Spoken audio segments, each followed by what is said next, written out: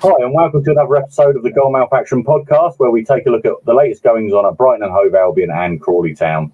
I'm Mark Dunford, and I'm joined by Brighton writers Derren Howard, Henry Bryant, as well as Sam Morton, who covers Albion and Crawley. I'll get involved when we talk about the Reds in the second half. Brighton travelled to QPR in their penultimate pre-season friendly at the weekend, and they now host a Spanish outfit, Villareal, at the Amex on Saturday before the season gets underway a week later. We'll pick over the bones of Albion's win at Loftus Road and give our predictions for the weekend. Plus, we'll bring you the latest news from Crawley Town as they prepare to start for their League One campaign against Blackpool on Saturday. You can read all the stories we are talking about with the videos and pictures online at sussexworld.co.uk/sport. And you can check out the other great videos on shotstv.com and Freeview Channel 276. You may also be watching on latest TV, so thank you for tuning in. Danny Welbeck, he scored the only goal of the game from the penalty spot as Brighton edged past QPR at Loftus Road on Saturday. What were the main takeaways from that game, Sam? Yeah, it was an enjoyable game, really. Obviously, just a one goal was the difference at Loftus Road, but you felt Brighton deserved the win. Obviously, victories and results are not important in pre-season, but I think there was definitely some positive signs from them going forward, especially in the first half. They had a number of chances, and I think Minter was the standout player once again after his exploits in Japan. He's a real live wire on that right wing, and he really has settled so quickly into the side, and he's immediately kind of shown what he's all about, and he really impressed me, and he was one that I was really looking forward to watching, and he as I say, he didn't disappoint at all. It was good to see Sarmiento involved, and he was involved in some nice link-up play as well, and he had one of the game's best chances actually in the first half, or we went closest to scoring, I should say. Matoma, brilliant to see him back in action as well after he missed so much at the end of last season. I think he's still showing signs of rust a little bit as he's working away back into full fitness and form. But I think it's so exciting now, the talent that Brighton have going forward. It's remarkable, really. And that's before you even think about João Pedro coming back in, Evan Ferguson coming back. So I think there's lots of reasons to be excited if you're a Brighton fan, really. But it was the second half that Brighton had to wait for the second half to score on the day with Minter winning the ball back high up the field, where taking the ball off the defender, and he was unfairly brought down. Welbeck stepped up. Crawley to slot the penalty home, and that was all they needed to secure the win in that game, really. And QPR really offered nothing in the first half, and it wasn't until Brighton scored that they then started to put the defence under a little bit of pressure. And I think Jaden Steele had probably one thing to do all match, which was to catch a fairly easy cross, and that's pretty much all he had to do. So I think, Brighton really were confident, composed, and they really did limit QPR to very little in the game. So I think from a defensive point of view, there was lots to be pleased about, as well as the good things we saw going forward. Yeah, so Minter, he was the one who stood out for Albion, you think? Yeah, 100%. Minter really was impressive in the match, and I can't wait to see how he gets on in the Premier League, really, because we've obviously seen what he could do in pre-season, but when it gets down to the real nitty-gritty of the Premier League is when we can really see what he can do. But yeah, it was some. I think we're going to get into it, but Fabian Herzella in his post-match comment was talking about how defensively it's so important to start from the forwards. So he wants to see defensive kind of mindsets from his attackers, which is so different to what we saw from Roberto De Servi. So minded. So it's a bit of a change in that sense. So there's something the players are going to have to get used to. But it seems like Minter has settled into that straight away, because you really did see his attack, his mindset to kind of be onto the defenders as soon as they take the first touch and to try and win the ball back high up the field, and it can really kind of help Brighton keep the dominance and pressure on teams. And we really did see some signs of that. Hopefully that can be replicated in the Premier League. And what else did we learn from Herzella's intriguing post-match comments? That was the main thing from the comments. I think just to try and get the players to understand this a slightly different way of performing and trying to get slightly better results in defensive mindset. Because as we saw with De Servi, he did play high-risk football, and he was very gung-ho at times, wasn't it, as we know? And if it went wrong, it went badly wrong. So I feel like we won't see much of that from Brighton. I think we'll definitely see, obviously, some brilliant attacking football that we've obviously become used to with De Servi. But I feel there will be more of a kind of an onus on the defence side of things as well, and to make sure things are tight. And Jose did speak highly about the importance of getting that clean sheet, and he did think that was really important. And we never really heard that from De Zerbi. I don't think De Zerbi very often spoke about getting clean sheet. Never really important. It was more about scoring the opposition.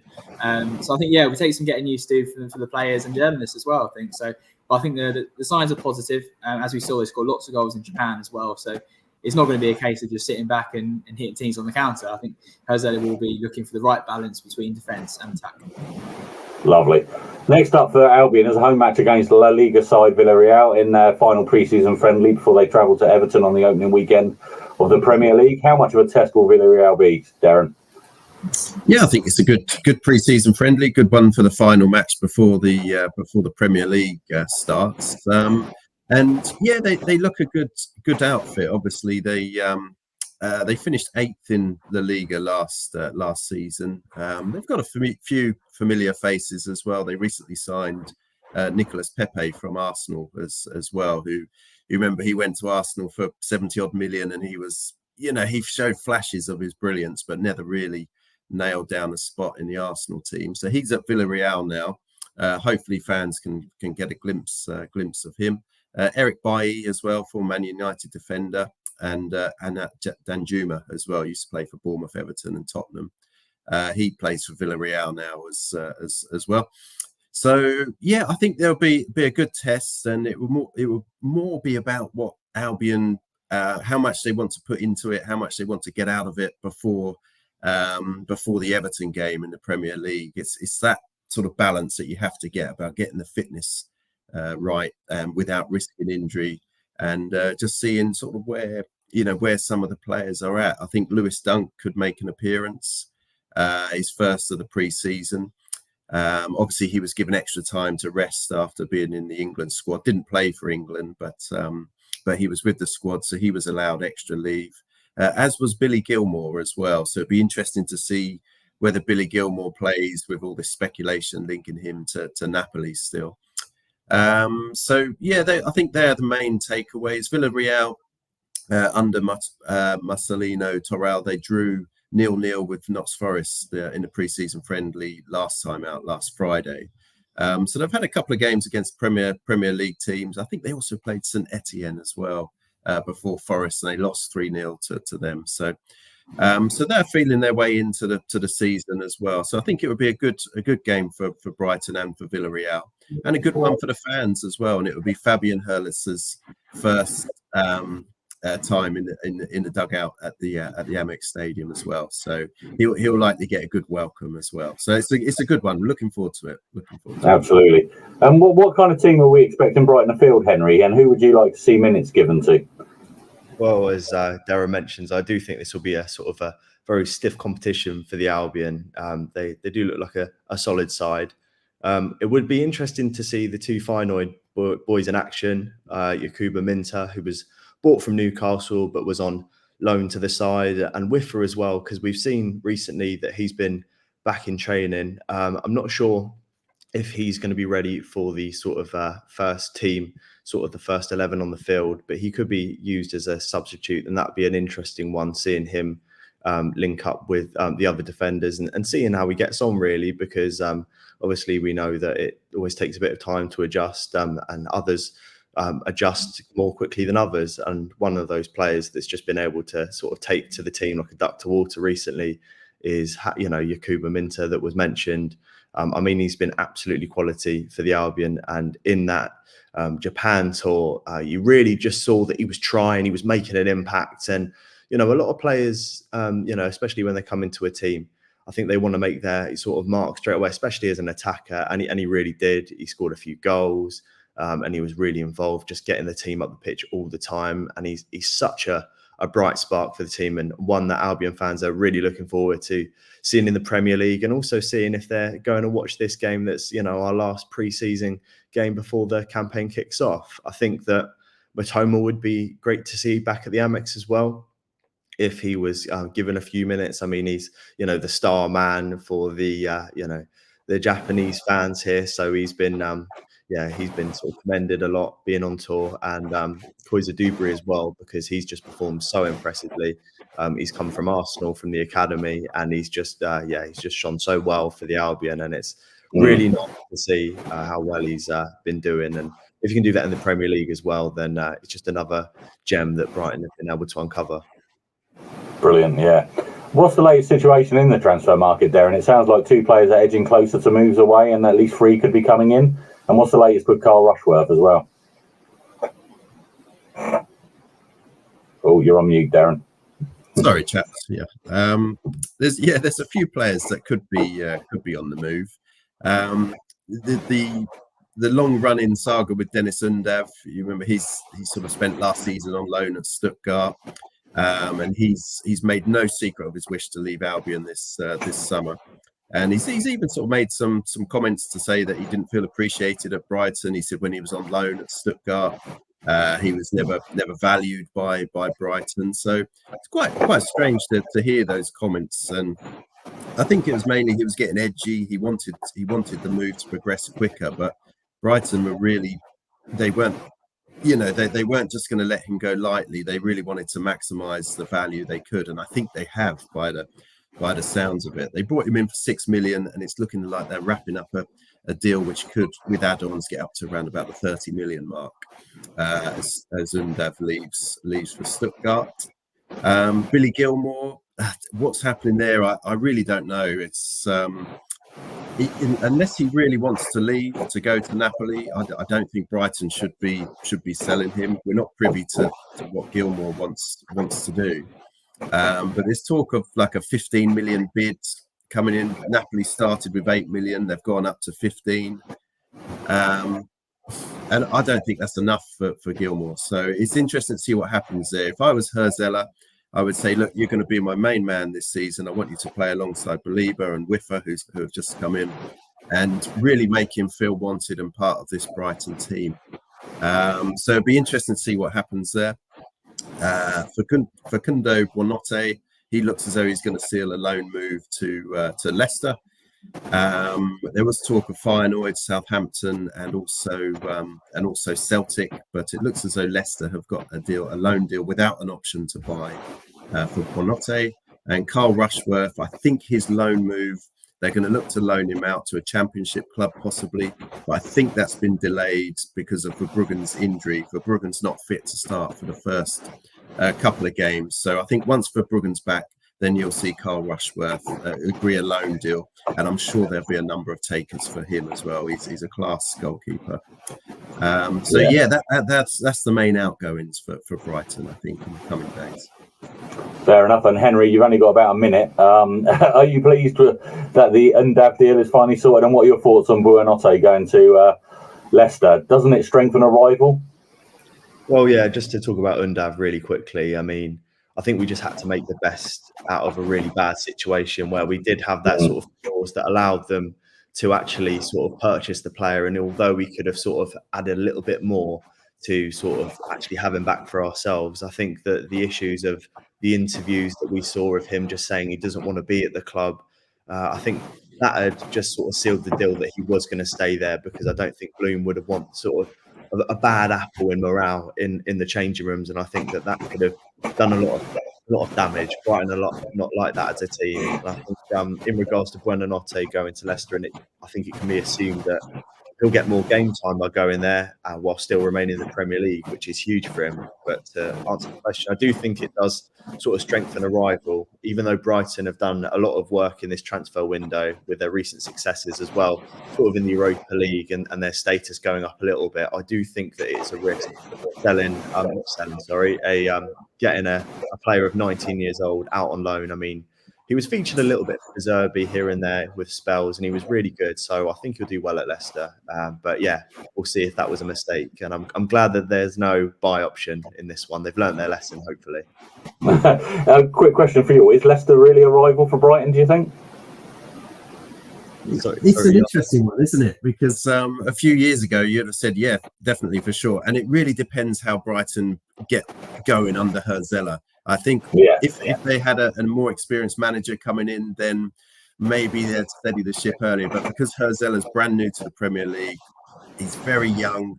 So, yeah, it just depends how Brighton start. If they have a dodgy start, then Leicester will be a rival. Yeah, absolutely. Sam, what do you think? Yeah, I think so. I think time will tell, obviously, how Brighton get on, the new signings gel, and how Herzella gets on in the Premier League. But I think Leicester are a really good team, a really strong team, and there's no reason why they can't perform well as well and potentially rival Brighton higher up the lead. It doesn't necessarily mean Brighton have to have a bad season to rival Leicester. It could be that Leicester do just get back where they got relegated. So, it's a difficult one. I think Buonanotte is obviously he's a great player on his day. He can score some absolute belters. And the last thing you want is to him be doing that for Leicester and to that adversely impact Brighton. So, yeah, definitely interesting one. I'm definitely surprised that he's going to win the Premier League. Yeah, brilliant. Cool. Right, we're going to take a quick break and then we're going to talk all things Crawley Town. Hi, welcome back. And you now have me asking the questions as we focus on Crawley Town. They kick off their season on Saturday at the Broadfield Stadium against Blackpool. It's been a summer of change for Crawley with lots of goings and plenty of comings, Mark. With a former favourite returning this week. How is the squad? How's the squad looking, do you think? Yeah, it's looking actually quite good now. And it's weird because, I mean, they obviously sold, I think it was, there's been 17 outgoings and then just as many, if not more, signings coming in. And 8 sort of well publicised. 8 of the starting lineup who started at Wembley have all left the club now. And I think they were building the squad and it was looking okay. And then this week, Panucci Camara re-signed, and he's been at Ipswich, Plymouth. He had 3 seasons at Crawley around 2015, and he was a fan favourite. And that signing seems to have galvanised the fans and like, wait a minute, we've got a good squad here. Just that one signing. Everyone else was like, oh, we don't know who this player is. Oh, that seems like a good signing here and there. Don't know who this is. But this one signing seems to have galvanised the fan base and gone like, right, we're staying up. We've got a really good squad now. So, seeing Camara come back is great news because they've been sort of looking for that sort of really creative spark in midfield and someone who can score goals as well. So he is an attacking midfielder and it will suit Scott Lindsay's formation and playing style down to the ground, having that person driving forward from midfield. So, I think the squad looks okay. I think on my current count, we've got 25 players in the squad. That's 3 keepers. I'm expecting Jasper Shake, one of the keepers, probably to go out on loan, and maybe a couple of the other youngsters they brought in to go on loan. But I think he's got a good squad. Still, I think, and I've seen a couple of fans tweet, still want that extra striker, I think, to back up. Rashaan Hepburn-Murphy is going to be the main man, I think. But if they can get another striker, there was rumours about Bradford City's Jake Young coming. Don't think that's going to come off. But yeah, I think the squad is good and capable of surprising a few people again like they did last year. And obviously with Scott Lindsay in charge, we've waxed lyrical about Scott for so long now. I mean, with him in charge, you don't know what to expect with this Crawley team other than they're going to surprise a lot of people. Yeah, no, they defied all the odds last season to gain promotion, but they are already everybody's favourites to go down this season. Is that unfair, Sam? And can they repeat last season's heroics, do you think? Yeah, it's a tough one to call, isn't it? I think if they'd managed to keep hold of the players, or at least some of the players from last year, and obviously they'd formed such good chemistry and defied all the odds, I think if they had the same team and only built on it, I'd be a lot more confident that they would have had a really successful season in League One. With all those players gone and Scott Lindsay having to do it all over again and to rebuild a team, which I don't doubt he can do. I actually asked him that question. He did say that he's really looking forward to that challenge to do it all over again because it's his job at the end of the day to develop players and to get the best out of them. But it's definitely going to be tough when you look at some of the rivals they've got and some of the other teams in League One. It really is going to be a big challenge to stay in the league, let alone to push obviously for those higher places. But if any manager is going to do it, it is Scott Lindsay, and he's got experience in proving people wrong. So I really hope he can do it again. But I wouldn't say it's unfair to say that Crawley are one of the favourites to go down this time. I think it wasn't unfair last year to say they would finish League Two with the worst tally. I think that was always a bit over the top. This time around, you can see that there's clear arguments as to why Crawley would be probably one of the favourites to struggle. But I really hope they don't, and the players come in and can really settle down well. And we've seen some good signs in pre-season. Obviously, at Palace, the defence was extremely leaky, but going forward, they can clearly score goals. And if they can score goals against the Premier League side, then they can definitely score goals against League One opposition as well. But I think, there's definitely some promising signs, and just time will tell to see how they get on. I think that first game against Blackpool will be a really good telling sign into how far they've come in pre-season. Yeah, no, it's going to be an interesting one, and this season's also going to be a bit different, Sam, with the EFL after a deal with Sky. There's going to be more than 20 Crawley Town matches to be shown live on TV. How exciting is that, Sam? And what does it mean for the Reds and their fans? I think it's a bit of a double-edged sword, isn't it? Because I think it is great that there's that exposure for the club, and as we saw, obviously, when they went to Wembley, and you saw obviously the national exposure they got, and everyone seems to be talking about Crawley Town, which is brilliant, and that's kind of what you want. Well, apart from when obviously you're advertising players on TV and other teams can see how good they are. Yeah. That's the only problem, really. But I think this season is definitely great that there will be games on TV, but obviously there's the other element to it, which is that obviously it does impact the schedule, and that has an effect on fans with their own jobs and things like that, and if it's going to be on midweek games and whatnot. And Scott Lindsay, we understand, is not too happy, to say the least, that the Birmingham fixture has been moved in December from the Saturday the 21st to Monday the 23rd, which does give them a lot less time over the Christmas period to prepare, obviously, for the Boxing Day game as well. So we have heard that Scott is not too pleased about that. I think Mark's due to be chatting with him about that in the near future as well. So there was definitely two sides to the story, and there's definitely positives, but there also is problems with it when it comes down to the schedule and to how it affects on the players, fans, and the manager as well. Yeah. And just on a different note, Chairman Preston Johnson and Vice Chair Ben Levin were quizzed at the Fans Forum on Monday night. You were there, Mark. How did it go, and what was discussed? Actually, I found it a really positive evening. I've been to a couple before where you've got slightly agitated fans who are not aggressive, but have got an agenda when they go to these things. But this seemed positive. Obviously, it's a good time to do it. They've got promotion, and we haven't started the season yet, so they haven't gone on a run where they've got a few losses or anything yet, which I'm hoping they won't have, obviously. But it was really positive, and there was lots of questions. The EFL Sky deal was asked about how much money that's bringing into the club, and they couldn't put an exact figure on it. But with the promotion and that deal, it's brought about an extra £800,000-900,000 into the club. So that's a really big deal for a club like Crawley. So they talked about that. They talked about the stadium was quite a big discussion because they're in talks with Crawley Borough Council to buy the stadium. And they were sort of asked what plans they had for the stadium if they were successful in buying. They didn't go into loads, but they said they've got loads they want to do, but they're not going to make those improvements until they own the stadium, because they're not going to spend money on something they don't own, because there's no point to it. So, but they seem quite positive that they would actually strike a deal with the council. So that'll be a really big step forward for the club, because I think they've got plans to expand. Certainly that east stand that has the temporary, it looks like a big gazebo. I think they want to expand out there, and then plans for the away ends. And they talked about getting food trucks there and everything.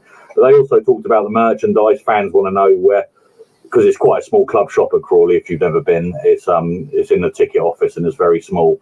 But Ben Levin talked about when he goes to a football club, the first place he goes to is the club shop, and he says there's some that are just amazing at this level.